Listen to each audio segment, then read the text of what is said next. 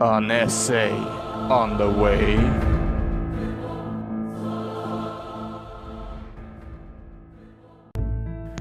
Welcome back to the first part of this essay video series. The colonization of America.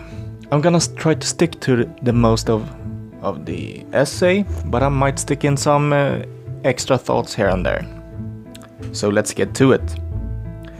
One of the most important conditions was that the shipping had a big uplift in Europe, partially with large vessels that could take more cargo, food and water, and an extended knowledge for navigation with quadrants and Jacob sticks.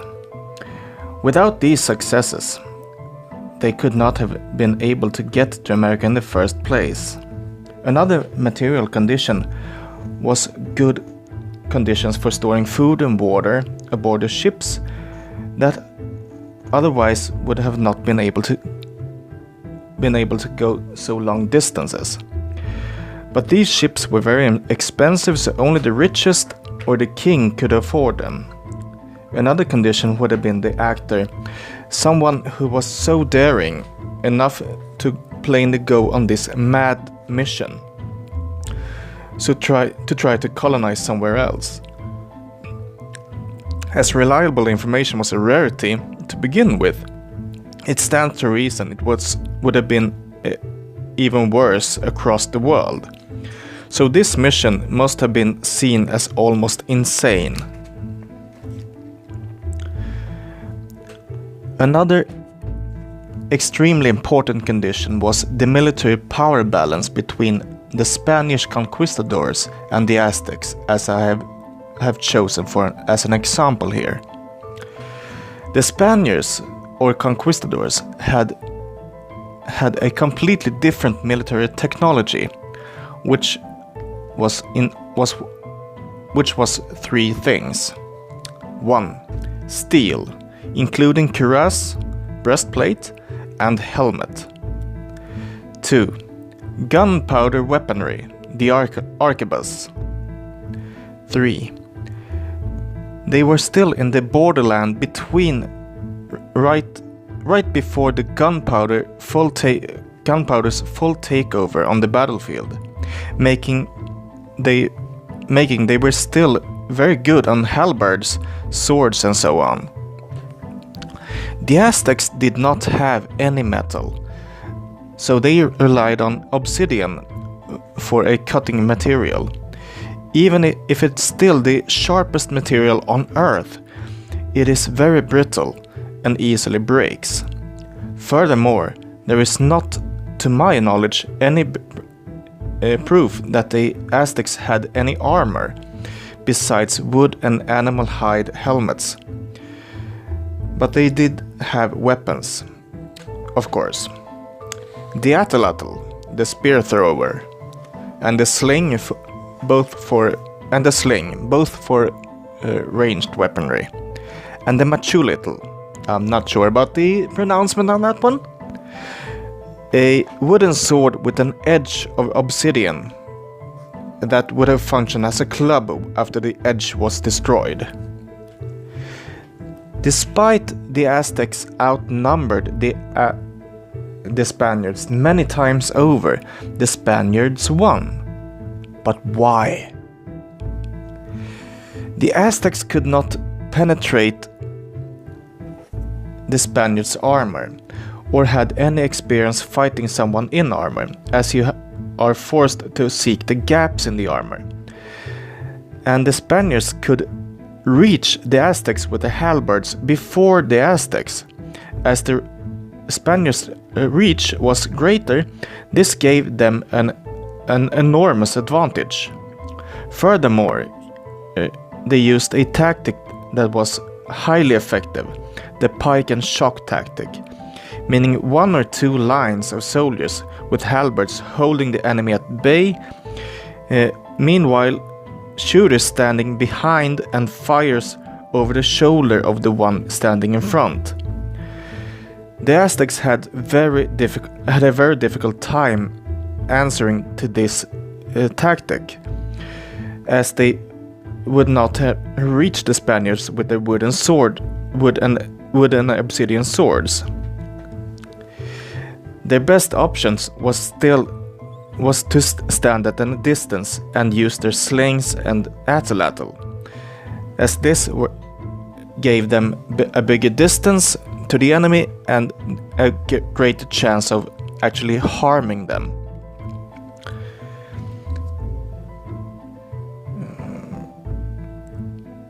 And what not getting harmed themselves. And the atlatl was the weapon the Spaniards respected most from the Aztecs. We may not forget the psychological effect on the Aztecs either. A people is coming from the ocean, from the sea, as their legends say the gods are supposed to do, and they got some sort of sticks that sounds like thunder and spits death. No warrior, no matter how good he is, survives if one of those pale persons in those strange clothes point with those sticks at him. The psychological effect must have shaken them in their foundations well and true. Another condition that probably no one at the time could have foreseen was for the widespread colonization was the smallpox. As we already has gone through, the Spaniards was heavily outnumbered, which means that if the suppressed people had gotten their hands on the same weaponry, technology, they would have been thrown out on their well-dressed asses. This did not happen because of the smallpox that decimated the Aztec population. According to those calculations that I have heard, out of 20 million people, only 5 million is supposed to have survived the smallpox.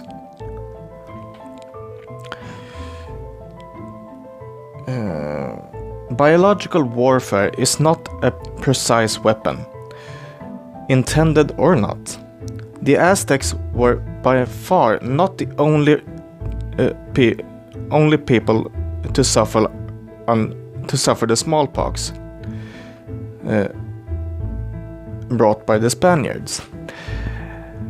Other tribes were subjugated by the Aztecs and forced to pay tribute and give humans to be sacrificed at the temples to the Aztec gods. These tribes stood on the Spaniards' sides, but they also suffered greatly under the smallpox. The suddenly disseminated population gave a form of vacuum that the Spaniards used, both by power, economical, and land. The countryside suddenly lacked humans. The Spanish people moved in and never left. So the Mexicans today mostly descends from the Spaniards and conquistadors, just like most of the South America. Portugal colonized today's Brazil and imported great quantities of slaves from the African and Gold Coast. This is why the Brazilians today are slightly darker skin and than the rest of the South Americans, and why they speak Portuguese instead of Spanish. Furthermore, more Indian tribes survived in the South America than in Mexico. One of the most important reasons to the colonization of America was pure greed. It was discovered that there was gold in Mexico, and the most direct way to get it was just to take it, as Hernan Cortes did. And it goes for both commander, soldier, and king.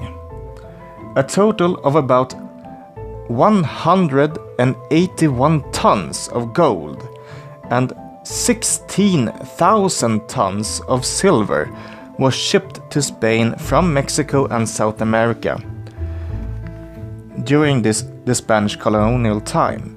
In South America, the local population was forced to work with mining in silver ore. If this is not greed, then what is it? Also, a lust for adventure must be seen as a reason, as a lot of people went without a lot of information about the destination. Christianity can also be seen as a reason for the colonization. As it is a missionary religion, it seeks to spread itself as a virus. The legacy of this can be seen still today on a lot of missionary churches that are still standing in Mexico, New Mexico, and California. One of the most famous of these are the Alamo. Even if this church is from a later time and from the beginning was named Mission San Antonio de Valero. Another reason could have been poverty among the Spanish farmers. It stands to reason that a lot of people would have wanted to try their fortune in the new unexplored country far away, where Spanish could get land for free or buy it very cheap instead of the expensive land in Spain, especially after the smallpox had killed most of the Aztecs and their culture. And that was the colonization of America in my essay. So I'm gonna try and get some work done on the rest of this thing. And believe me, it's a lot. I'm not gonna... the imperialism is going to be, without question, at least 2 parts, maybe more, I don't know.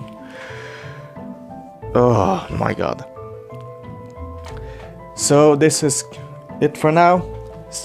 See you later. Bye bye. Thanks so much for watching. Like and subscribe.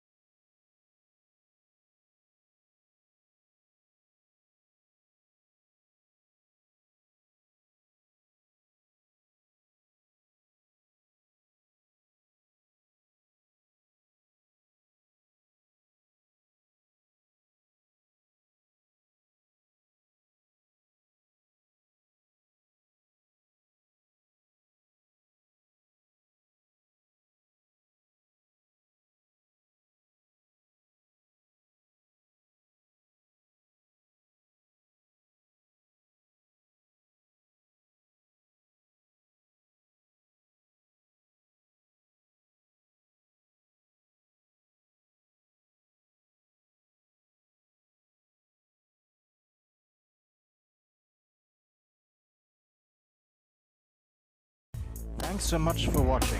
Like and subscribe.